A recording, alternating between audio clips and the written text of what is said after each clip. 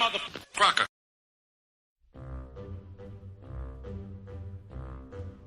The Jell-O Program, starring Jack Benny with Mary Livingston and Phil Harris and his orchestra. Thank you. This is Groucho Marx. Well, here I am, stepping in over my head again. With Fibber McGee and Molly. Folks, this is just as new to me as it is to you. Hello? Hello, Mr. Benny. This is Rochester. The Great Gildersleeve. Well, what an original greeting.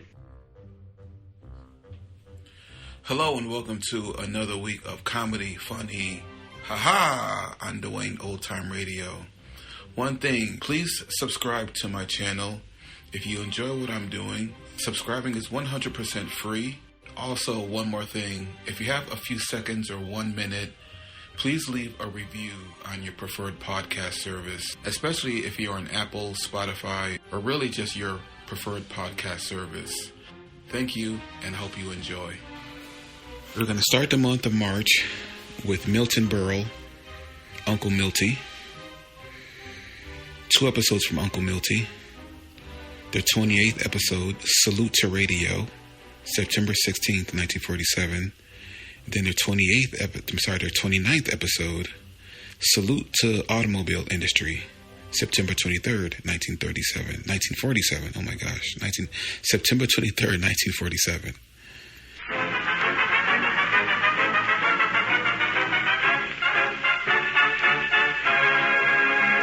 If every smoker knew what Philip Morris smokers know, they'd all change to Philip Morris.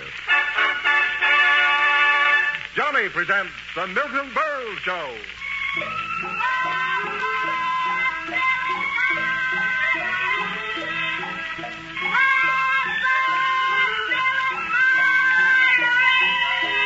Here comes Johnny, ladies and gentlemen. Johnny on the spot for Philip Morris, America's finest cigarette. If every smoker knew what Philip Morris smokers know, they'd all change to Philip Morris. Yes, they'd all.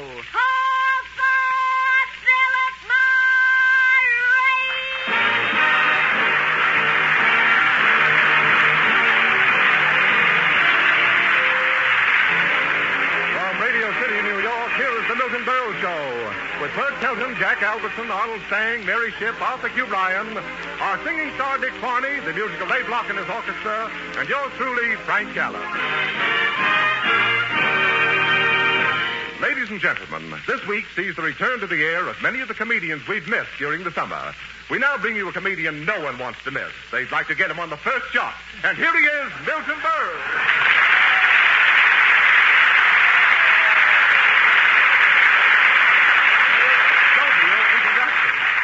Thank you, and good evening, ladies and gentlemen. Mr. Gallup, I'm horrified. Literally and veritably horrified at your intimation that people come here to shoot at me. You know very well, sir, that every single person in this audience is my friend. That's why before they get in here, they search for weapons by the ushers. Just a precaution.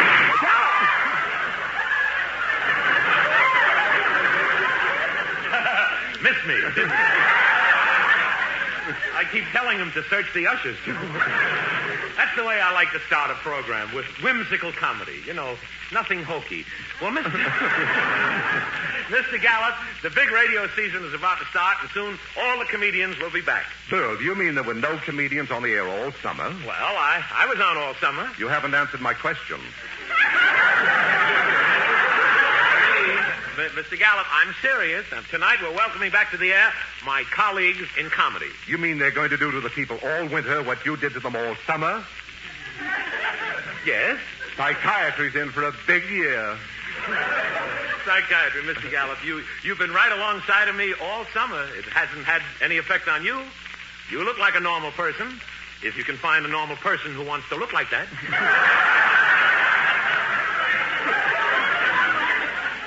I'm sorry, Mr. Gallup, but don't try to match wits with me, because watch that ad-libbing, because that's what I'm famous for. That and your 12 toes. Oh, that's Jim Dandy. That's jazzy.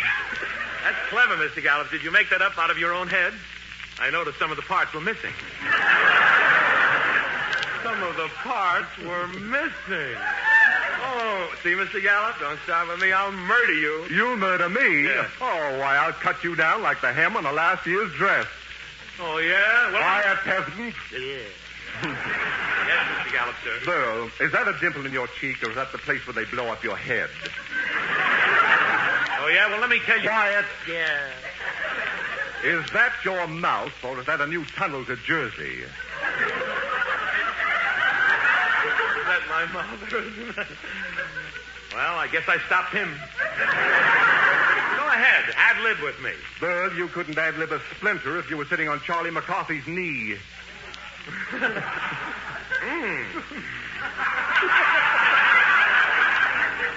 Miserable joke. Good Orient. But... No, Mr. Gallup, please. No, will you please give me a chance? I mean that sincerely. I just can't stand here without saying something. The Republicans will want to run me for president. Republicans will want to run me for president. Say, the prices are where they are. It's no sin to lay an egg.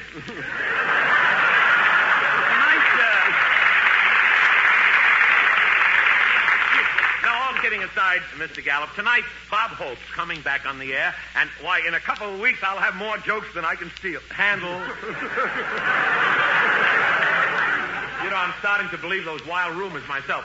But without further ado, let us welcome to the air the returning comedy shows with a salute to that great invention that has made it all possible, radio.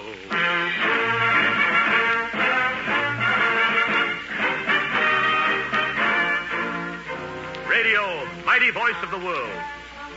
Radio, lifeblood of advertising. Radio, that wonderful invention where I can reach millions of people who fortunately cannot reach me. Radio. But it is to the sad and lonely that radio gives its greatest service. When you're in the depths of despair, you turn on your radio and hear these wonderful, comforting words. Do you need money? Are you hopelessly in debt today because you happen to like butter? Here's what to do. Wait a minute. What's this interruption? Stop this program. Stop. Stop the program. Who are you? I, sir, am Livingston Genzel. I don't blame you. I'm with the National Broadcasting Company. Mr. Berle, why weren't you down in the main office this morning with the rest of the comedians who are coming back on the air? The main office? Yes. Before they could start a new season, they had to take the NBC pledge. You didn't. New season? Don't be silly. I've been on the air all summer. You... all summer? Yes. Over NBC? Yes, I've been on all summer over NBC. Oh, Mr. Berle, you're joking. This is great. Here I've been on all summer, and Excuse me, let me check that. Where's the phone? Give me the head technician. Look, you can take my word. Hello, Schnauzer? Genzel on this end. Was Milton Berle on all summer? Berle. B-E-R-L-E. Really? Well, what do you know? Well, satisfied? He said you were on all summer. I know. But the microphones weren't on. That's great. Well, let's get on with the show. Hi, Mr. Berle. You can't start the new season without taking the NBC pledge. Now, look, we're in the middle. Yeah. In the next studio, we have Harry Horlick and his A&P gypsies just aching to take over. Okay. Cast, actors, this way, please. Oh, all right, quiet. We're ready for the pledge, Mr. Genzel. Thank you. Raise your right hands and repeat after me. I solemnly swear... I solemnly swear to uphold the standards of NBC. to uphold the standards of NBC. I pledge on my honor never to tell jokes such as... I pledge on my honor never to tell jokes such as... Your father's mustache. Your father's mustache. Parties given by Howard. Parties given by Howard. Use. The new Studebaker where you can't tell. The new Studebaker where you can't tell. Which end is.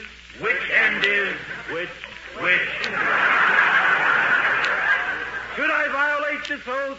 Should I violate this oath? May I live in eternal shame and disgrace. May I live in eternal shame and disgrace. On another network. On another network. So help me, Mary Margaret McBride. So help me, Mary Margaret McBride. Thank you. And now will you join me in our network song? Oh, NBC, the National Broadcasting Company. Our hearts and voice we pledge to thee. NBC, oh, NBC. To thy fair name, our hearts are torn. You give us Boulevard and Carlton born. Oh, NBC, the National Broadcasting Company. Oh, thank you. Thank you. Take it easy now. It Take it easy, Mr. Gensel. It always does this to me. Take it easy. I guess I'm just a sentimental old fool.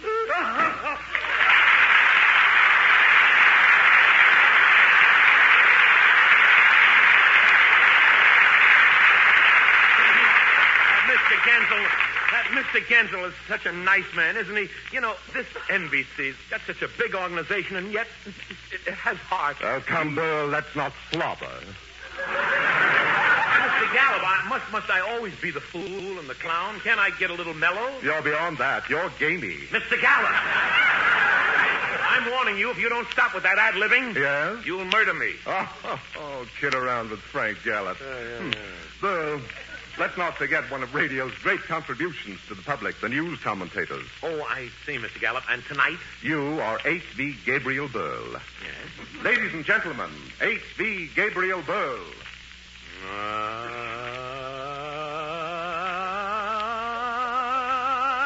There's good news tonight, folks. From an unusually reliable source, we learn that the unusually reliable source I quoted yesterday isn't very reliable. Usually. But as the president of Standard Oil said to the president of Mobile Oil, your gas is as good as mine.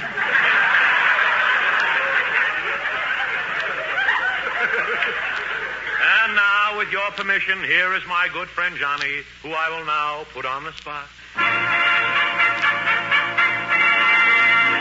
Tell me, Johnny, in your opinion, and this is for the record, why is Philip Morris so much better to smoke? Here's your answer, Gabriel. Heater, please.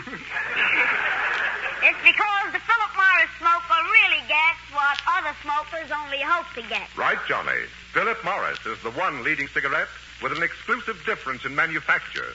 The only leading cigarette scientifically proved far less irritating to the nose and throat. Remember, less irritation means more enjoyment. That's why the Philip Morris smoker really gets what other smokers only hope to get. Better taste, finer flavor, perfect smoking pleasure. You and I know that, but does every smoker know that? No. Oh. If every smoker knew what Philip Morris smokers know, they'd all change to Philip Morris, America's finest cigarette. For perfect smoking pleasure, try a pack of Philip Morris today.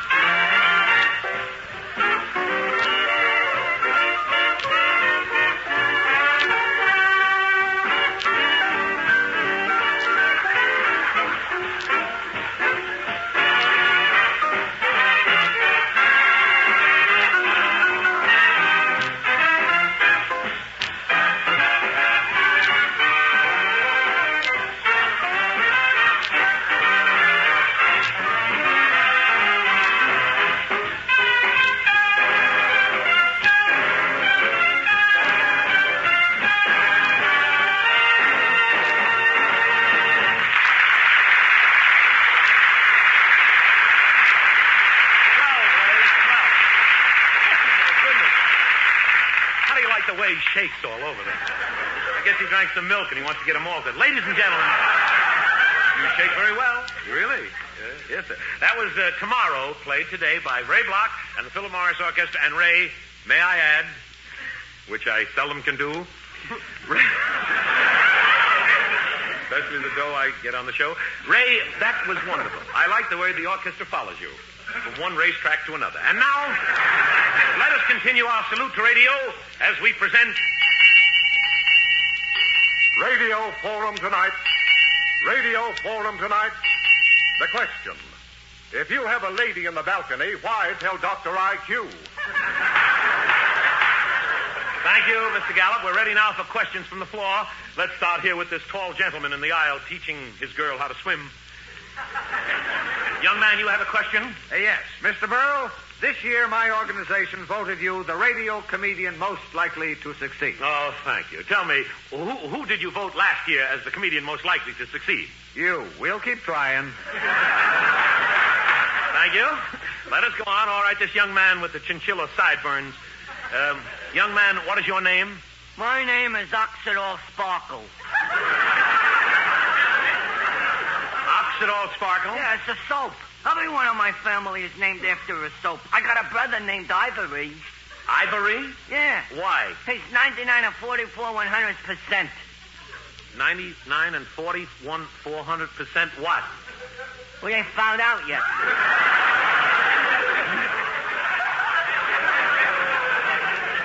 You mean everyone in your family is named after a soap that describes him? Oh, sure, even my baby brother. I see. What's his name? Does.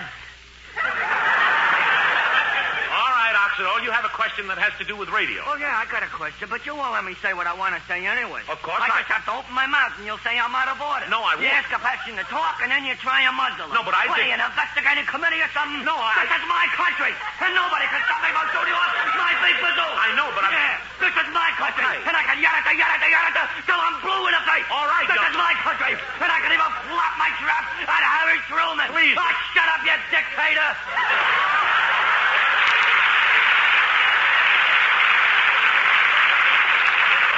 Now, please. Please, young man. Don't jump at me. Now, please try to control yourself. Young man, if you have a question, let's have it. Okay. Do I look like Gregory Peck? Oh, please, sit down. Now, let's hear from the fairer sex. All right, this lady in the corner, bred in the codfish balls. Young lady, what is your name? Tallulah Feeney, I'm a homemaker. I see. And you have a question? Yeah, how can I stop my husband Brentwood from bringing home them prizes from quiz shows? Our living room looks like a push cart. Your husband brings home a lot of prizes? We're loaded with electrical stuff. Washing machines, irons, vacuum cleaners. If you can plug it in, we got it. Really? Last week he went to take it or leave it. Take it or leave it? He took it, but they caught him. He was eliminated? Yeah, but he come back to win the giant jackpot. He answered the question? Nah, he had the biggest pot. Good for him. I met my husband Brentwood on one of them giveaway shows. You did, eh? Yeah, they blindfolded me and told me the first thing I touched, I could have. Yes? I felt around and touched Brentwood. You touched Brentwood? How come? His nose was pulled. I thought it was the knob on a refrigerator.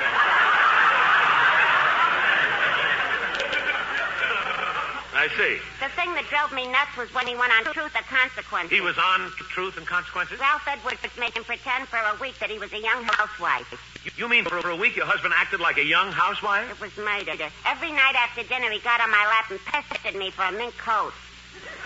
And for acting like a young housewife, did he get a prize? Yeah, they give him a book. It sure scared him. What was the name of the book? So you're going to have a baby. Thank you, Mrs. Feeney. Thank you very much.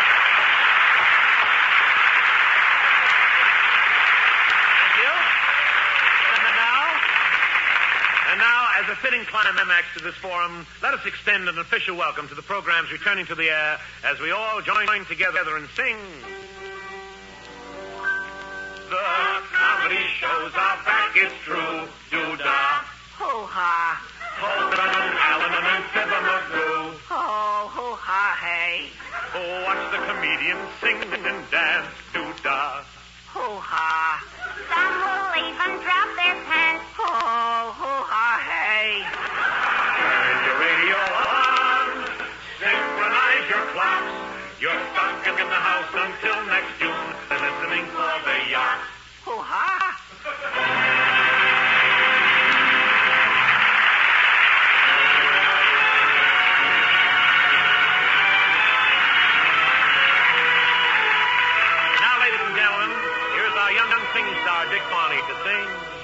vous aime, ma chérie, je vous adore. Will I hear those lovely words no more? Je vous aime, ma chérie, je vous adore. Can't we sing as we sang before? In her eyes was a promise so tender, while her lips sang a song of surrender that will live in my heart forevermore.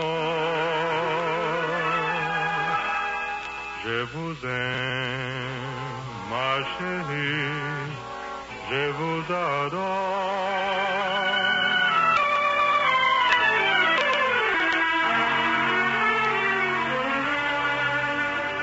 In her eyes was a promise so tender, while her lips sang a song of surrender that will leave in my heart forevermore. Je vous aime, ma chérie, je vous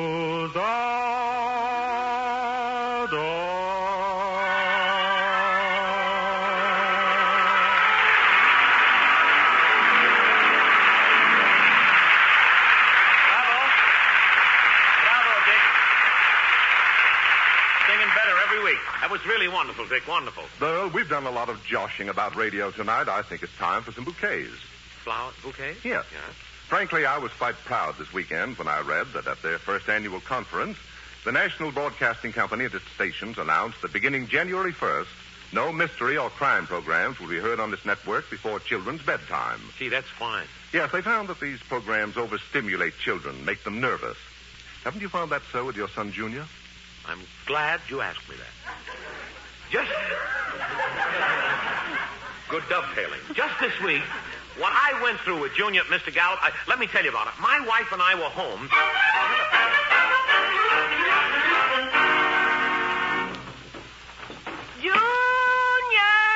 Junior, come home. Oh, darling, this is awful. It's dark and Junior's still out. Junior, come home. He's getting to be a regular lassie. Close the window, dear. It's no use. Milton, we have to do something about him. This is the fourth night in a row he's gnawed through his leash.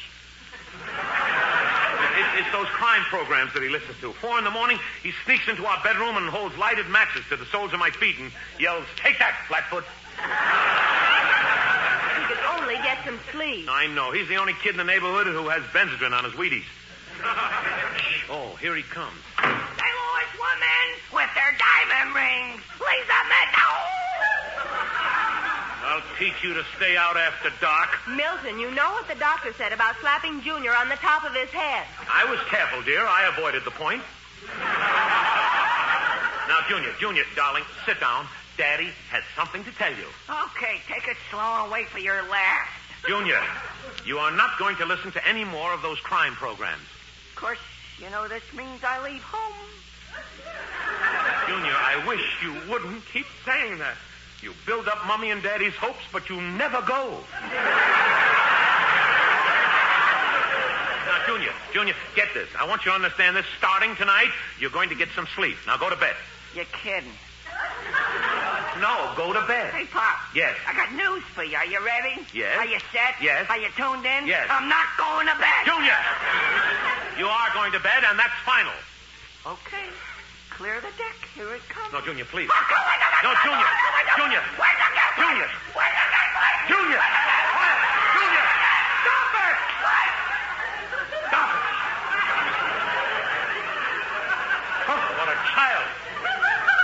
chewing on my shoes. Darling, this settles it. The first thing tomorrow morning, we're taking him to a child psychiatrist.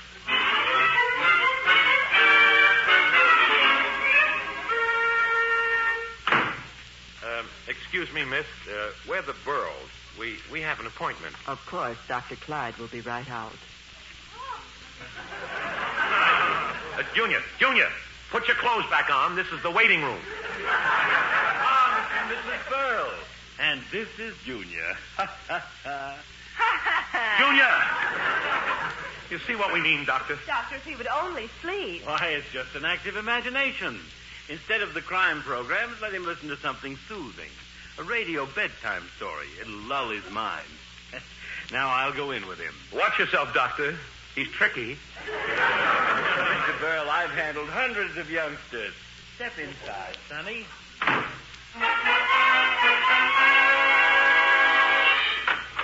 Okay, folks, we're through. Let's go. Well, Doctor, how did it go? Fine. Quick, somebody, give me a cigarette. Doctor, will he be all right? No, everything is well. He's a nice boy. Good. I'll bring Junior back to you tomorrow.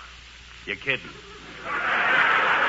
No, I want you to see him every day. No, not that. I'll kill myself. That's what I'll do. I'll kill myself. No, wait a minute. Don't you take it easy. Junior, please, Doctor. Stop it. Like you do.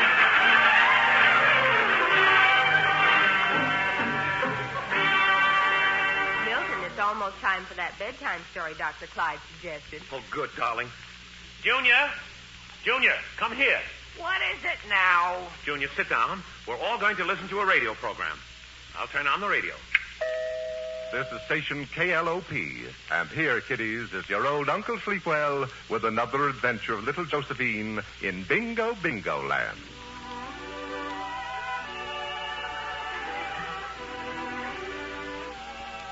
Look, Milton, Junior's eyes are closed. Isn't he adorable?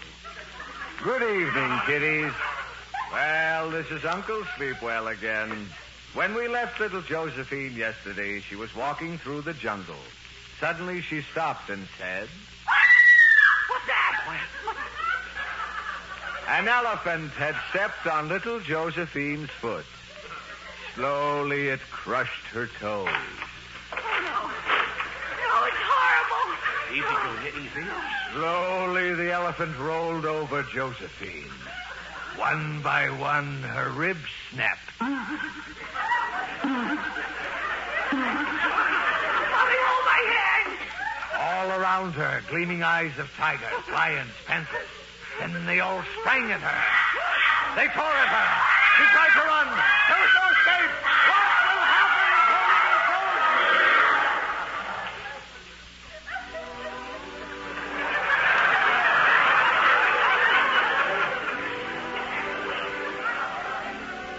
Tune in again tomorrow, kiddies, and find out what happened to little Josephine.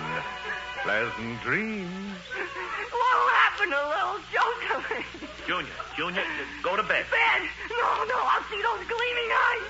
Those breaking bones. No. What happened to little Josephine? Yes, what happened to little Josephine?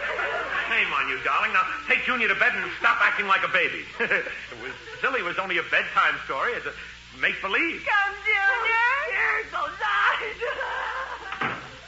How do you like that? Imagine scaring kids like that. Where's that phone? I'll tell him something. Scaring children. Hello, station KLOP? Let me talk to Uncle Sleepwell. Yes. Hello, Uncle Sleepwell.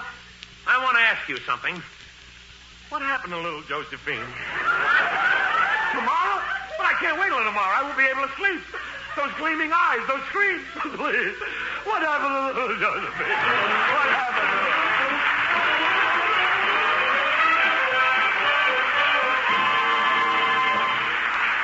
Thank you, ladies and gentlemen. Thank you. I'll be back just as soon as I get my nerves restrung. In the meantime, here is Mr. Gallup to say... Philip Morris is the only leading cigarette scientifically proved far less irritating to the nose and throat. Remember, less irritation means more enjoyment. That's why the Philip Morris smoker really gets what other smokers only hope to get. Better taste, finer flavor, perfect smoking pleasure. Yes, it's true. If every smoker knew what Philip Morris smokers know, they'd all change to Philip Morris. Made in America, by Americans, to please American taste. Philip Morris, America's finest cigarette. Thank you. Philip Morris is happy to join the National Broadcasting Company in saluting the United Nations during this United Nations week. Remember, there's a U in United Nations. Good night, folks.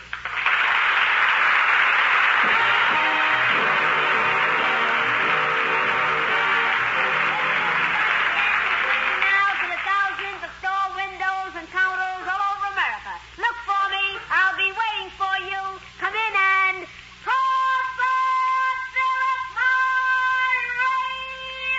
Yes, if every smoker knew what Philip Morris smokers know, they'd all change to Philip Morris, America's finest cigarette.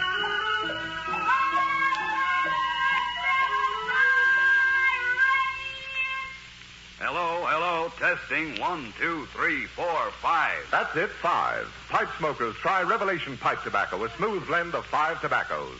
Yes, relax, take 5, take Revelation, a fine pipe tobacco.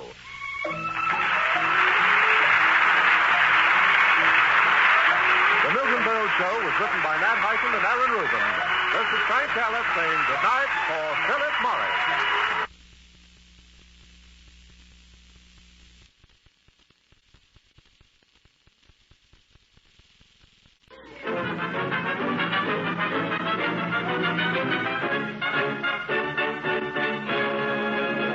If every smoker knew what Philip Morris smokers know, they'd all change to Philip Morris. Johnny presents the Milton Berle Show.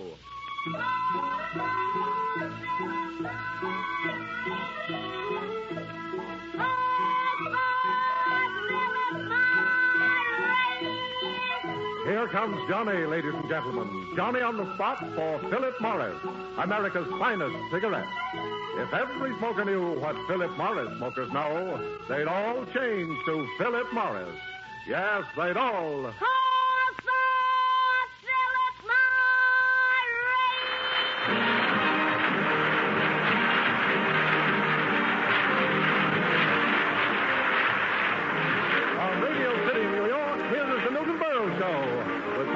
Jack Albertson, Arnold Stang, Mary Shipp, Jack Hartley, our singing star Dick Farney, the music of Ray Block and his orchestra, and yours truly, Frank Gallup. Ladies and gentlemen, tonight we salute the great automobile industry, proud makers of Buick, Plymouth, Studebaker. In keeping with this spirit, our star, Milton Berle, will now spend the next half hour making a Nash of himself. And here he is, Milton Berle.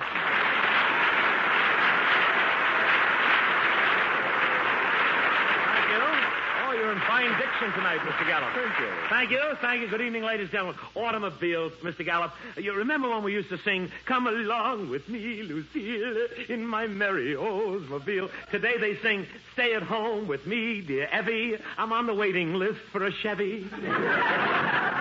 I could have said, "I look sharp as any razor in my brand new Kaiser Frazer." I could have said that, but I'm glad I didn't. Oh, come now, Berle. People are getting new cars. Yes, they are getting new. You're right, Mr. Gallup. My brother Frank. You know Frank? Yes, indeed. Grand boy. $3,000 every week. My brother Frank, he just got a new car, a new 1947 reconvertible coupe. Reconvertible coupe? You mean convertible? No, I mean revertible. This is going to louse up the joke now, what I just said. No, I mean revertible, because at the end of the month, it reverts back to the finance company. You get it, Mr. Gallup? You see, you said revertible, and I said reconvertible, and it reverts back to the... Berle, if you ever again make me a party to a joke like that, I'll roll up this script and flog you with it. Mr. Gallup! You'll give me another straight line like that, and I'll pull out your tongue and braid it around your nose. Well, Mr. Gallup, well, you should know by now that in order for me to tell a joke, I need a stooge. A stooge? Yes. I, Frank Gallup, a stooge. No, wait a minute. I, who was the music commentator for the great Toscanini. Well, Mr. Gallup. I, who was once asked by Asher Heifetz to hold his rosin. But please, Mr. Gallup. I, the wearer of the Andre Castellanos belt for faithful service to music? But, Mr. Gallup, I, a stooge for Milton Berle? Mr. Gallup, Quiet, peasant. Yes, Mr. Gallup, sir. Mind you, Berle, I don't mind an occasional exchange of quips, as I'm rather good at that sort of thing. I know you are, Mr. Gallup. However, in the future, when we engage in a bit of horseplay, allow me to choose which part of the horse I'm going to play. But, Mr. Gallup, you don't understand. I'm supposed to be the star. Allegedly, yes. So let us settle it once and for all. Henceforth, all serious matters will be handled by me. All right. And let's leave the comedy to Bob Hope. Mr. Gallup! Mr. Gallup, you've hurt me. Hurt me.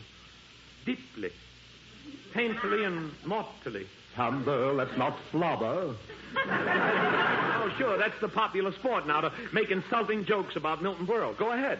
But let me tell you one thing. I remember every one of those insulting jokes. I use them all later. Berle, if you've quite finished with this revolting display of self-pity, let us get on with our subject, the automobile industry. But, Mr. Gallup, why such a depressing subject? Customers fighting with auto dealers, long waiting lists, high prices. True, Berle. That's why tonight we're taking our listeners back to happier days.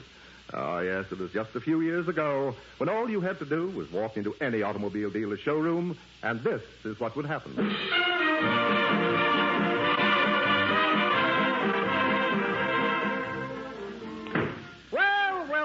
Well. Mr. Berle, so you've come in to buy one of our new cars. Maybe. Oh, Mr. Berle, just look at this model. 16 cylinders, mother of pearl spark plugs. Seat covers by Hattie Carnegie. 14-carat piston rings. Chippendale rear view mirror and a tail from an unborn mink for the radiator cap. Oh, Mr. Berle, this car is just for you. Take it, please. Maybe. Oh, but Mr. Berle, look at that car. Get behind the wheel. Drive it around for a couple of years. If you like it, send us a little something each month.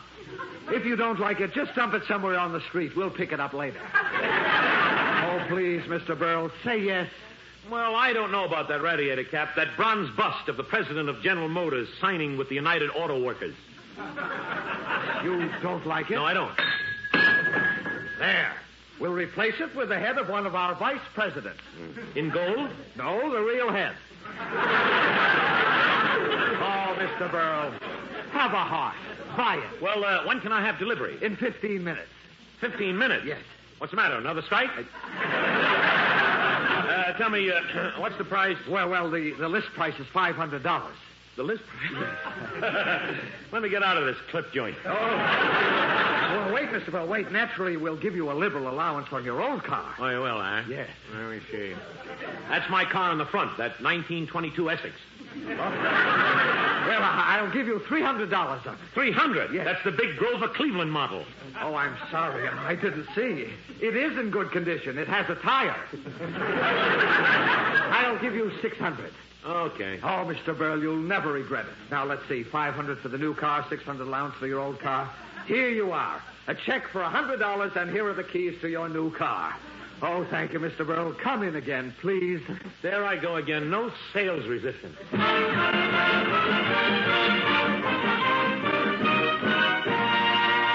Yes, those were wonderful days. Well, now let us observe Milton Berle going in to see the same dealer about a new car today.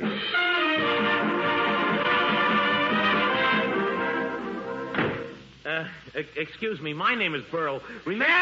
Yeah. You see that table there, don't you? I want to see $300 under it before I even look at you. Yes, sir. There it is. Now, I've been on the list since... Shut up! Yeah. The price is $10,000. $10,000? Shut up! Yeah. That's the list price. There's got to be a little extra in it for me. Wait a minute. I gave you $300 under the table. That was for the table. It's yours. Take it home. But I... Shut up! When can I have delivery? How old are you? 35. You'll never make it. But Look, forget about it. I got a beautiful used car for you. Just $1,000 and it's yours. Well, it's a deal. Here's the money. Where's the car? There it is. A 1922 Essex. See, my old big Grover Cleveland model. It's just what I've wanted. Thank you. Thank you. Shut up!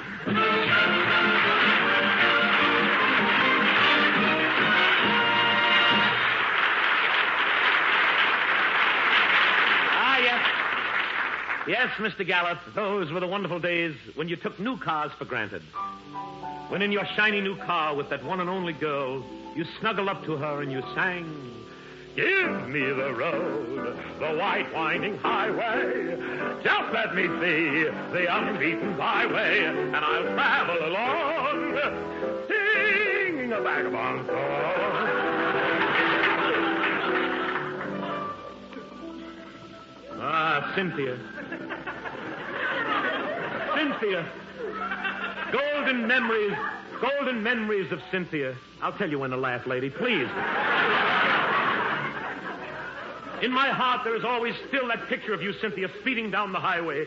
The top of the car would be down, the throttle of the car would be open, and the owner of the car would be chasing you.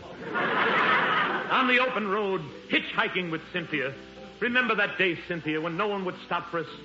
You lifted your skirt and you held your leg out on the highway. That stopped the cars for miles. They thought it was a fallen tree. Poor nearsighted Cynthia. Remember how you'd stick your head out of the car window to read the Burma Shave sign? Then one day you stuck your head out too far. Boing, boing, boing. Getting smacked by those signs gave you a smart, stylish look. A sort of off-the-face face.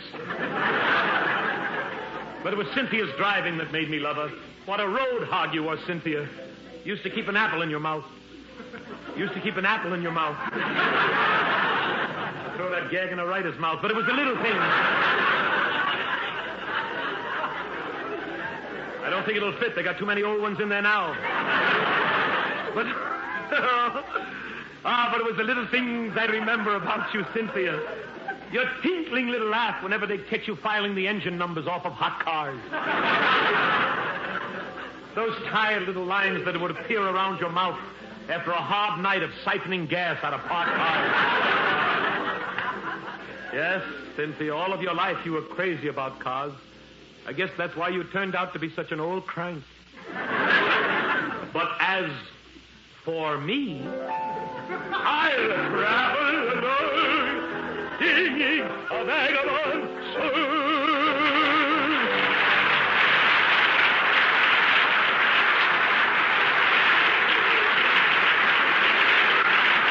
Thank you. No, please. No, I'll have none of that. No applause, please. No applause. Now, you see what'll happen? You'll call NBC's attention to the fact that I'm on their network, you see? And it makes them see red. Network. I made it up. Joke. Oh, I'm cooked. If they ever find out, I'm cooked. Burl. You know, I'm cooked if... Oh, that's your line. I'm sorry. That's the one you have. I'd say, tonight, let us take our listeners behind the scenes of the great automobile industry. No. Well, maybe I'll think about it, Jack. Well, what have you got to say next? If we do... Yes? If we do... I say we don't want to. And what have you got to read next? I'm in that mood tonight, Mr. Gallup.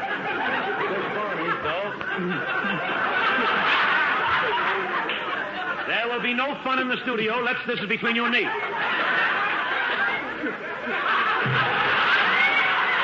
Thank you. Did you hear that applause just then? That was Ray Block trying to keep himself awake, I think. You say that you want to take the listeners behind the scenes of the great automobile industry? No.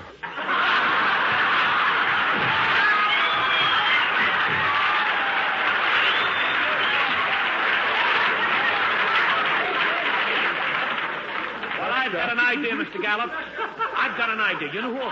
You know, being that our whole subject, our automobiles, you know who I'm going to be tonight? Who? Walter P. Burle. He's that great automotive... Yes, he's the automotive industry man, the head of that great auto corporation. And what are you doing? I'm addressing my board of governors. Gentlemen, I am proud to announce that the new 1947 Burle 8 is on the market. Hurrah, hurrah. That's the spirit. Gentlemen, we have to do something about our salesmanship now. Every one of us has got to get out there and push the new Berle 8. That's the only way it'll go. And don't worry, gentlemen, we have a new gadget that will revolutionize the auto industry. What's the new gadget, boss? What's the new gadget, boy? Go find out for yourself. I'm busy. I have to put Johnny on the spot. Tell me, Johnny, why is Philip Morris so much better to smoke? Here's your answer, sir. It's because the Philip Morris smoker really gets what other smokers only hope to get. Right, Johnny. Philip Morris is the one leading cigarette with an exclusive difference in manufacture. The only leading cigarette scientifically proved far less irritating to the nose and throat. Remember, less irritation means more enjoyment. That's why the Philip Morris smoker really gets what other smokers only hope to get. Better taste, finer flavor, perfect smoking pleasure. Doesn't every smoker know that? No. If every smoker knew what Philip Morris smokers know, they'd all change to Philip Morris, America's finest cigarette. For perfect smoking pleasure, try a pack of Philip Morris today.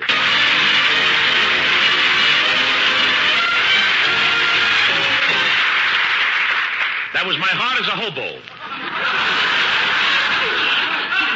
Arrangements by Flash Gordon. That was Ray Bart, the Philip Morris Orchestra. And Ray, your music and your orchestra is swell. Your playing can be summed up in 2 words. More rehearsals. And now, as we continue our salute to the great automotive industry, we now present... Automobile Forum tonight. Automobile Forum tonight. The question, do you close the new Studebaker with a door or a cork? Nothing.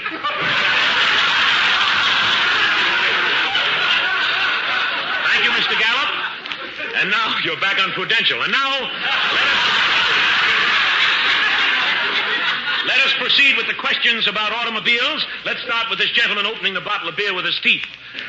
Yes, sir? Mr. Berle, I'm tired of the same old wreck, year in and year out. The same old wreck? On the street, people always point and say, look at that old heap. Then why don't you get rid of the old heap? I'd like to, but she won't give me a divorce. Thank you. Let's move on. All right, this young man wearing the chintz knickers. Young man, what is your name?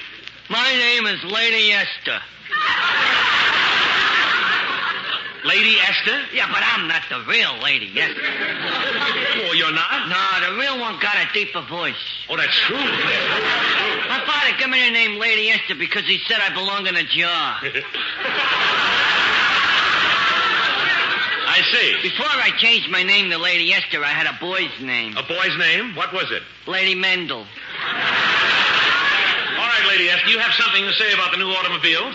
Yeah, but I don't feel like talking right now. Well, if you talk... I'm a funny guy. If I don't feel like talking, I don't talk. Yeah, but when... Nobody can make me talk either. Did you hear about it? I know that, Stop nagging me. I'm telling you, my lips are sealed. All right. I'm a citizen. You can't make me talk if you burn my feet with candles. Look, we're trying... I'm a citizen. You can't make me talk even if you missed the district attorney. Yeah, but we're trying... I'm a citizen.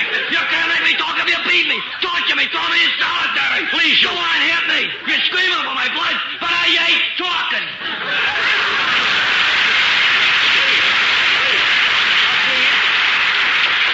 Let us not create a disturbance. Young man, if you have a question, let's hear it.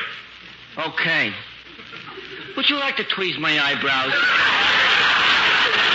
Oh, please. Let's get on to the ladies. All right, this lady in the aisle shaking paprika on the frog's legs. Young lady, what is your name, please? Tallulah Feeney, I'm a homemaker. I see. And you have a question? Yeah, how can I stop my husband from tinkering with cars? Your husband likes to tinker? He's the biggest tinker in the neighborhood. Really? He likes to take cars apart. Once he took a car apart in 30 seconds. 30 seconds? He must have had help. Yeah, from a telephone pole. I see what you mean. What a picture he makes every Saturday, rolling down the highway. What's wrong with that? I got to sober him up and help him back in the car. I understand. Him and his fancy driving. You should see how he can stop on a dime. For doing that, they threw him in jail. They threw him in jail for stopping on a dime? Yeah, the dime was in a pedestrian's pocket. Oh, gee, that's terrible. You should see them gadgets for the car. He even got a raccoon tail. It's amazing. What's amazing about having a raccoon tail? Growing out of him? Oh, he drives with one hand. It's insulting. That's romantic. What's insulting about your husband driving with one hand? What's insulting? The other hand he keeps on his wallet. That did it. Thank you very much.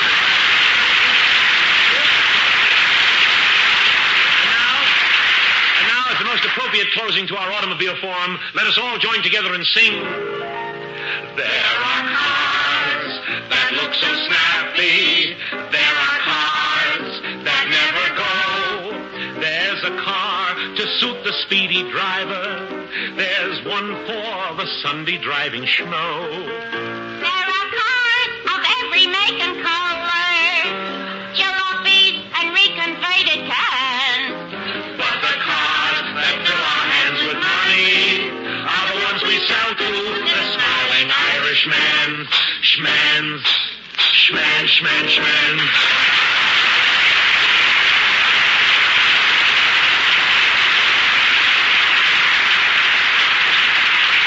Those automobile songs. Don't you like those automobile songs? Mr. Gallup, I know everything about automobiles. I really do.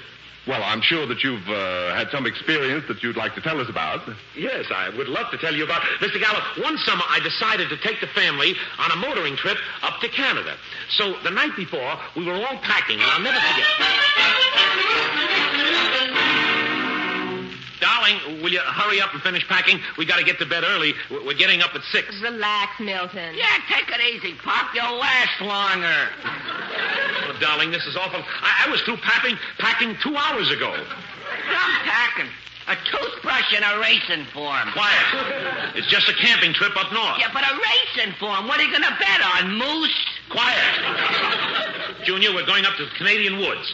Wait a minute. What's the idea of packing your new sailor suit? Well, I might run into one of the Dion sisters.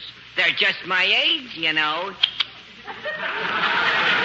Did you hear Junior, darling? He has romance at his age. He got that from me. I wish he'd give it back to you. You could use it. It's very funny. Come on, darling. Let's go to bed. I'll turn out the lights, dear. All right, Milton. Good night, Junior. Oh, no. That knock. That must be Sam Harrison and his wife, Martha.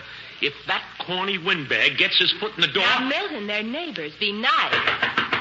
I'll brush them off. Come in. Well, howdy doody do, da do. Hello, Sam.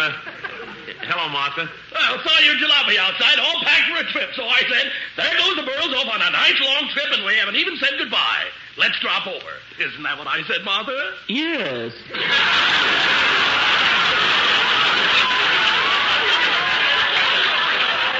Well, that's awfully nice of you, Sam. Yep, we're leaving for Canada in the morning. Canada? Yeah. Well, the minute I saw those sleeping bags on the front bumper, I said, they're going to Canada.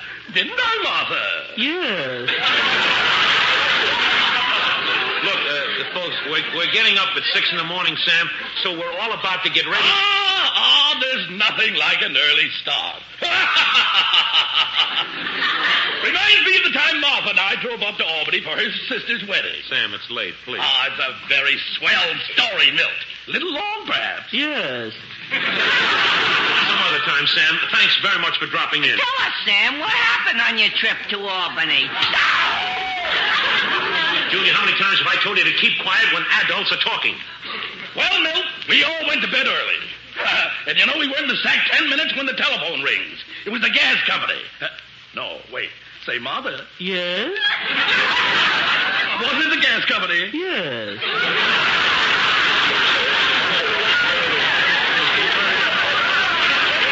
All right.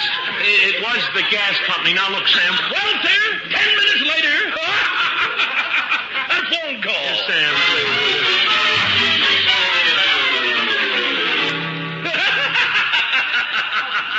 Here I am, parked outside a filling station, waiting for Martha to come out. Milton, you're not listening. Milton, wake up. Who deals? Who deals? Son. Sam, look at the clock. It's 2 in the morning. Well, so long, Milton. Nice seeing you. Wasn't it, Martha? Yes. Goodbye, Sam. Goodbye, Martha. Oh, brother. Quick, darling, let's get to bed. No, please. Sam! Canada! Canada? You know, it just dawned on me you're going to Canada. Martha and I took a trip to Canada 10 years ago. Didn't we, Martha? Yes. Please, it's just a camping trip. A camping trip, did you say? Yes. Well, look what happened to us. Martha was almost attacked by a bear. Weren't you, dear? Yes. What did she do? Talk her way out of it?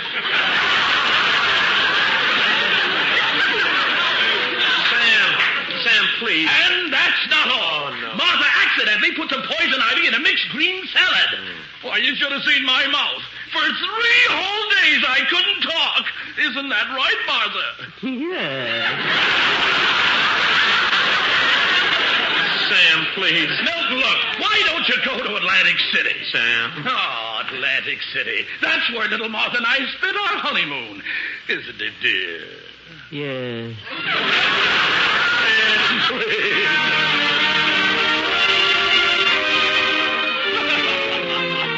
Oh, that Atlantic City. That saltwater tabby for breakfast. Sam. Look, we'd better run along. Sam. Go, Martha. Yes. Sam. Well, see you in Atlantic City. Atlantic City? At this time of the year? Go home. Why, the place for you is Hot Springs, Arkansas. Go home. Oh, every day swimming in that sulfur.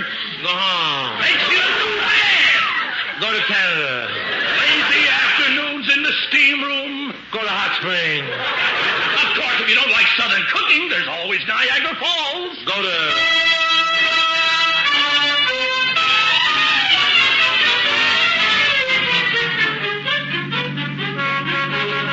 Hey, Pop, watch that driving. Wake up! All right, go ahead. That morning air. Are you sure this is the way to Niagara Falls, Sam? Well, this is the way we always go. Hey, Martha? Yes. Ford is nice now, too. Sam. That rolling surf. Go home.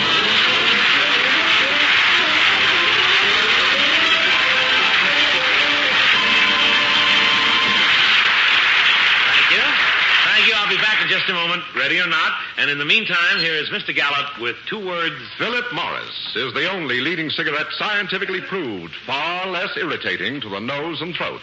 Remember, less irritation means more enjoyment. That's why the Philip Morris smoker really gets what other smokers only hope to get. Better taste, finer flavor, perfect smoking pleasure. Yes, it's true. If every smoker knew what Philip Morris smokers know, they'd all change to Philip Morris. Made in America, by Americans, to please American tastes. Philip Morris, America's finest cigarette.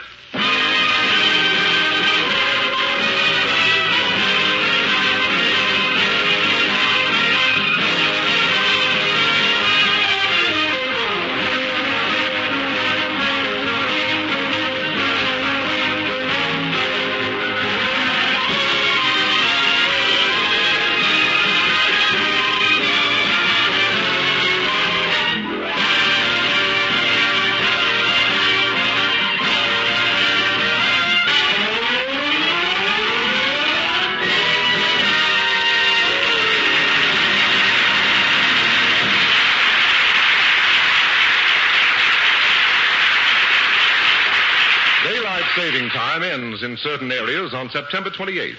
This may change the time at which the Milton Berle Show is heard in your community. Please check your local newspaper for the time at which this program will be heard next Tuesday and each Tuesday thereafter. Thank you very much, Mr. Gallup. And while you're mentioning things, would you mention that starting tomorrow, Wednesday, I'm appearing in person at the Roxy Theater here in New York? No. Well, you won't even mention that I'm funnier than ever and that I have some new jokes? No. Fine cooperation. As far as you're concerned, I could drop dead. Yes. Good night, ladies and gentlemen. Good night.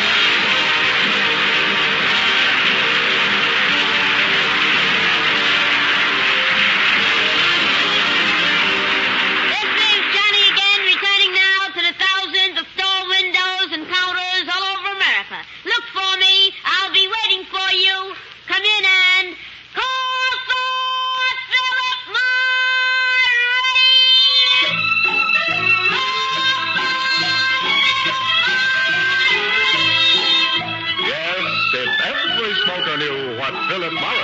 smokers know they'd all change to Philip Morris, America's finest cigarette. And now, goodbye, Johnny. See you next Tuesday, same station, when Philip Morris will again present the Milton Berle Show. Until then...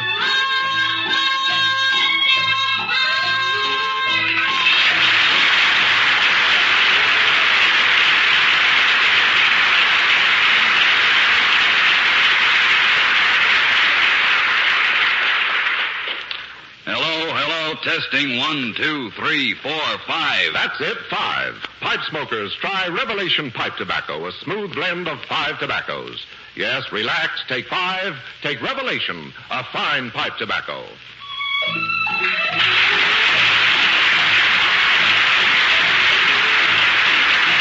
The Milton Berle Show was written by Matt Hyken and Alan Rubin. This is Frank Gallup saying goodnight for Philip Morris.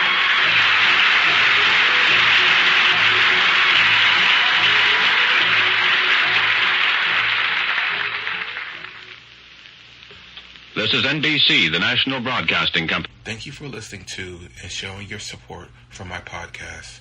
If you would like to receive notifications of when new episodes are posted, please subscribe to my channel.